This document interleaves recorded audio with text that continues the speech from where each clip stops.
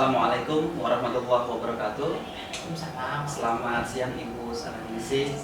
Kami calon guru penggerak angkatan 9 dari SMK Negeri 40 Jakarta.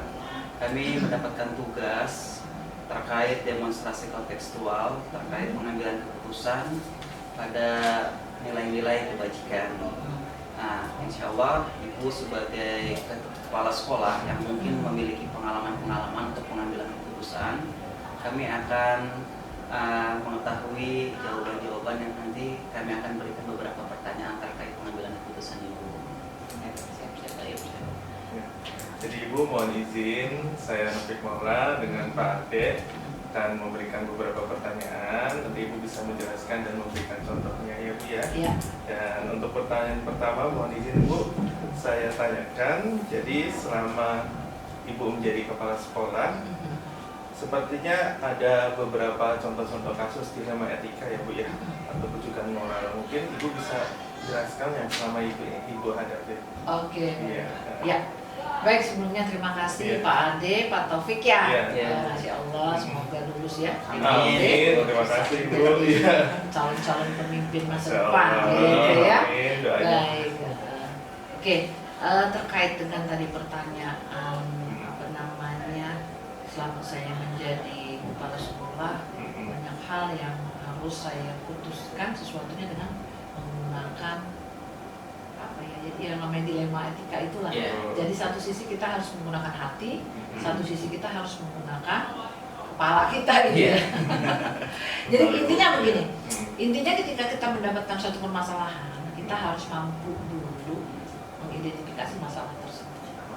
Nah, untuk mengidentifikasi masalah tersebut, kita harus fokus dulu nih masalahnya apa. Nah, setelah kita fokus masalahnya apa, untuk jadi fokus kita harus tahu, berarti kita harus jadi pendengar yang baik. Nah, jadi nomor satu itu sebagai pemimpin itu harus mau jadi pendengar yang baik. Kalau nggak mau jadi pendengar yang baik ya sudah, gitu ya. Tapi kalau kita mau menjadi pendengar yang baik, kita dengarkan dulu nih. Kejadian-kejadian yang memang agak sulit mengambil keputusannya, setelah kita identifikasi nanti kita pisahkan mana yang prioritas harus kita selesaikan. Ada yang masalah tersebut bisa kita selesaikan secara langsung pada saat itu juga karena emang dia perlu, tapi ada masalah yang harus ditunda dulu. Kenapa? Karena nggak mungkin kita bisa menyelesaikan sendiri itu masalahnya. Harus kita komunikasikan dulu dengan, kan kita punya atasan lagi atau kita punya tim, jadi kita harus komunikasikan dulu dengan tim gitu loh. Jadi setelah kita tahu nih, dengarkan, fokus dengan masalah, kita identifikasi, kita lihat prioritas mana harus bisa kita selesaikan lebih dahulu. Kalau tidak, kita komunikasikan dengan tim. Apalagi kalau kebijakan, karena kan kita pelaksana kebijakan, bukan pembuat kebijakan. Tapi untuk melaksanakan kebijakan harus ada kebijakan lain yang mendukung kebijakan atas. Nah, itu yang sulit. Jadi seperti itu. Jadi gitu. Terima kasih Bu atas pencerahan yang sudah diberikan pada pertanyaan pertama. Lalu pertanyaan kedua Ibu, ya dalam menjalankan pengambilan keputusan di sekolah Ibu, terutama untuk kasus-kasus yang mungkin ada dua kepentingan yang sama-sama benar atau mungkin sama-sama mengandung nilai kebajikan. Nah, kira-kira bagaimana Ibu untuk mengambil keputusan seperti itu? Oke, baik ini. Jadi kalau kita mau mengambil keputusan di mana dua-duanya penting, atau dua-duanya ibaratnya kita kayak makan buah semalakama. Nah, itu kan susah tuh ya. Nah, apa yang harus kita pikirkan adalah dampak. Kita harus lihat dampaknya dulu. Mana dampaknya yang positif, mana dampak yang negatif. Setelah kita bisa menimbang ternyata ini positif, kita harus berani dong. Kan nggak bisa pilihan harus pilih dua-duanya. Semua ini kan hidup ini pilihan. Berarti kita harus pilih. Salah satu harus kita pilih. Karena kalau kita milih dua-duanya, berarti kita nggak fokus. Tapi kalau kita milih salah satu, kita pasti udah tahu dong konsekuensinya kita memilih. Itulah. Nah, sebenarnya memang agak susah sih kalau pemimpin wanita. Kenapa Bu? Nah, tahu nggak kenapa? Karena kalau pemimpin wanita, kenapa ya? Saya sendiri nih, kalau wanita itu kan ketimbang akal sehatnya tuh main perasaan. Hati Bu ya. Nah, hatinya nih gitu. Atau ada keibuannya. Nah, itu sebenarnya agak jadi dilema buat saya sendiri. Itu tantangan saya sebenarnya sebelum ditanya ya. Jadi kayak gitu ya. Intinya kalau wanita itu kan kita nggak banyak akal kita suka lebih belakangan gitu. Tetapi ternyata suatu saat itu ada benernya juga sih. Iya. Gitu. Jadi kayak gitu. Berarti antara paradigma peraturan dengan belas kasih, Belas karena kasih. kita ada Kan rasa orang sayang. kita Betul. pasti akan berbeda. Pemimpin pria dan wanita pasti beda. Iya. Ketika tidak dihadapkan dengan satu masalah yang sama, gitu, pasti akan berbeda budaya pandangnya. Tapi intinya supaya sama, konsepnya sama, itu tadi kita harus tahu dampak dari keputusan yang akan kita ambil, besar mana dampaknya, gitu loh. Resiko apa yang harus kita ambil itu kita harus tahu dulu. Jadi memang harus ke depan sih. Iya. Jangka panjang Bu ya. Iya. Jadi langkah-langkah untuk mengambil keputusan di antara yang benar dengan yang benar. Kita lihat dampaknya. Dampak Mana yang harus kita kalahkan? Tetap nggak bisa benar-benar semua kita. Harus ada yang kita kalahkan. Dan pasti ada yang suka dan tidak suka. Itu udah pasti. Dan itu resiko jabatan. Iya. Ya kan? Nah, bagaimana kita membuat yang suka, yang tidak suka terutama. Kalau menurut saya kalau ada yang suka ya udah. Jangan justru malah deket dengan yang suka Iya. ya. Itu kalau konsep saya. Iya. Justru yang tidak suka ini yang harus dekati. nah gitu Kita dekati. tahu. Benar itu. Kenapa sih nggak suka? Gitu.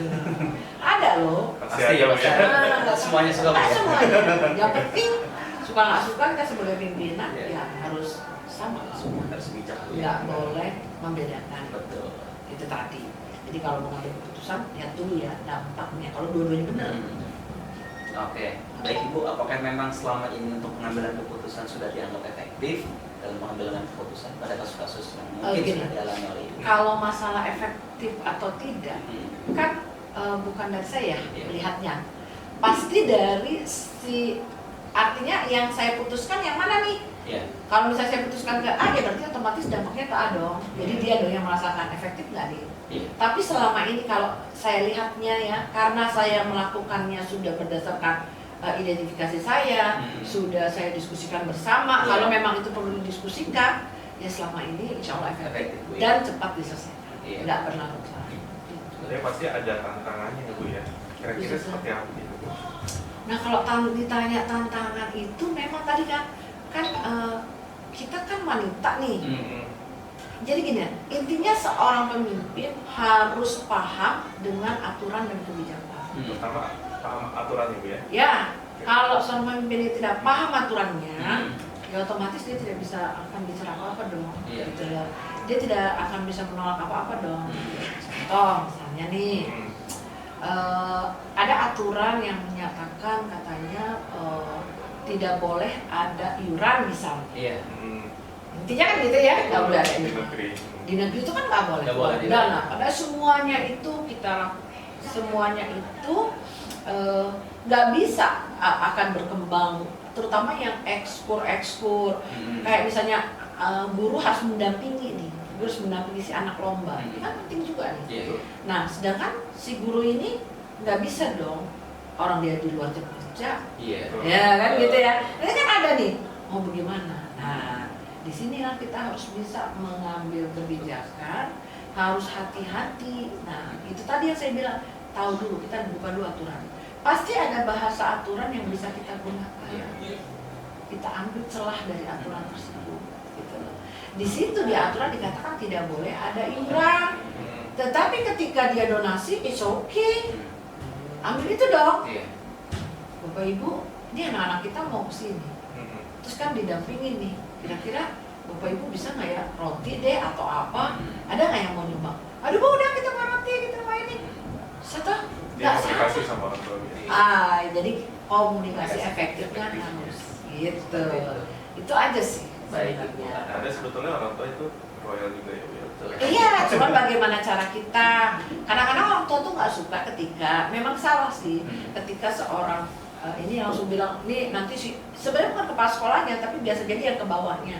Nah itu, ini tolong ya satu kelas sekian, nah, itu nggak boleh. Iya. Kalau dipatokin. Enggak. Ada. Tapi ketika kita mengajukan, Bapak Ibu kira-kira ingin bantu, masa kita menolak bantuan? Betul. Itu aja. Baik. Bu, dalam menyelesaikan sebuah kasus, apakah memang ada jadwal tertentu atau langsung di tempat Ibu biasanya? Oh gitu. Kalau kayak itu kan tadi kita lihat, ketika kita yang penting kan kita udah mendengarkan nih kasusnya. Tapi kita harus membuka pintu kita lebar untuk setiap kasus yang ada. Iya. Tapi terkait dengan penyelesaiannya, kita lihat dulu kan tadi permasalahannya. Kalau dia bisa diselesaikan saat itu, saya biasanya langsung selesaikan. Nah, tapi kalau kita butuh waktu, biasanya kita kasih waktu. Tapi saya tidak menjadwalkan kapan saya, kan kasus orang emang terjadwal. Iya. Enggak dong. Dan lagi pula pusing Bu ya. Pusing. Ayo, jadwal harus terbatas. Nggak ada. Gitu. Jadi artinya hal itu tentatif lah ya. Jadi tidak terjadwal. Tapi pintu kami ketika sedang tidak ada tugas yang kuncinya dari dinas dari mana, kita siap selalu menerima. Gitu. Pasti ada teman-teman ibu, rekan-rekan ibu yang membantu ibu ya. Pasti kita kan punya tim nih. Ya, Nah kan ada faktornya, pasti itu kan ke tim dulu. Nah ketika tim memang udah bisa menyelesaikan, tapi tetap saya sebagai pimpinan akan menanyakan yang kamu selesaikan tadi bagaimana. Iya. Kita harus tahu itu, jangan sampai salah. Kalau di ibu biasanya tim-timnya siapa aja Bu ya? Tim ini cuma kita, Manajemen ya? itu wakil, staf wakil gitu ya. Kemudian termasuk saya membuat masing-masing koordinator dari, kita kan ada komunitas belajar masing-masing. Nah itu termasuk itu. Jadi nanti kalau permasalahan pembelajaran kita ke komunitas belajar, permasalahan manajemen kita nanti kan ke tim, atau misalnya ada masalah pribadi kan kita ada humas yang bisa bicara masalah itu. Jadi kalau kemana-mana itu pasti ngumpul. Bagi SMP Bu ya, saat ambil anak-anaknya itu. Labil sekali. Kayak tadi kan kita ada masalah. Iya. Sebenarnya masalahnya masa kecil gitu loh, tapi kan saya harus telusuri banget. Nah menelusuri itu kan butuh banyak pihak yang terlibat. Ternyata masalah kecil gitu loh. Saya harus klarifikasi gitu kan. Gitu.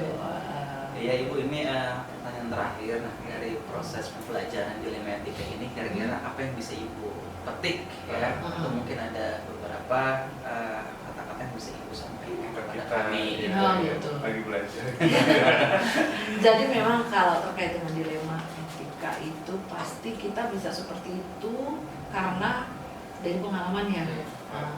Pengalaman kita memimpin berbagai sekolah yang memang karakter sekolahnya berbeda-beda. Masalahnya pun pasti beda. Karena orangnya beda. Iya. Itulah bedanya ya, pimpinan sekolah dengan pimpinan suatu perusahaan. Iya. Atau pimpinan bidang apa gitu kan, dia benda mati yang dihadapi. Kalau kita kan makhluk hidup yang selalu bergerak. Jadi setiap sekolah yang kita pasti punya perbedaan, tapi tetap satu, yaitu harus mau menjadi pendengar yang baik. Gitu. Kalau kita sudah mau menjadi pendengar yang baik, berarti kita kan akan fokus, kita akan melatih. Jadi kita harus berikan waktu kita juga, bukan hanya untuk diri kita sendiri, kita berikan Tuhan. Karena kita merasa bahwa kita bukan milik pribadi, tapi kita juga punya masa pribadi. Itu kalau di sekolahan berlaku seperti itu. Jadi ketika kita banyak bekerja, kita nggak akan malu. Karena emang udah konsekuensi loh. Saya memilih jadi kepala sekolah. Soalnya gini loh, ada orang bilang, saya nggak kepengen kok, gue dari dulu juga jadi kepala sekolah, nggak pengen gitu. Kok ketemu teman-teman, nonsense saya bilang, bohong. Kalau kamu memang tidak pengen jadi kepala sekolah, apa kamu persiapkan? Kalau kita bisa lulus, itu karena persiapan kan? Iya. Gitu. Ada nggak yang bilang, gua nggak pengen kok jadi CGP, cuma ikut-ikutan aja. Kalau ikut-ikutan ngapain dipersiapkan? Pasti ada niat. Pasti ada niat kan? Nah, lulus kan? Nah, lulus. Karena pas mau daftar aja ada ujiannya ya. Ada ujiannya. Seleksinya. Saya bilang tuh nonsen, saya bilang jangan membedakan hati sama mulut yang keluar, saya bilang. Jadi itulah. Kan itu sedikit rasa iri kali ya, karena nggak keterima. Bisa jadi gitu. Jadi bahasa tadi ya. Makanya intinya seperti itu. Untuk menjadi seorang pemimpin harus menjadi pendengar yang baik. Mendengar itu dari semua, dari segala lini harus kita dengar. Jadi ibaratnya kalau seorang pemimpin itu punya mata bukan hanya menghadap ke depan, tapi melihat kiri kanan semuanya harus kita lihat. Dan itu biasanya karena kepekaan itu timbul karena ya itu tadi, karena terlalu terdera masalah. Sehingga istilahnya ibarat orang katanya kepala sekolah yang selalu bukan bermasalah tapi selalu banyak masalah. Jadi setiap sekolah yang saya pegang tuh, Sebelumnya di SMP mana tuh ya? sebelumnya saya di SMP 158. Ya 158 dan 92 pernah.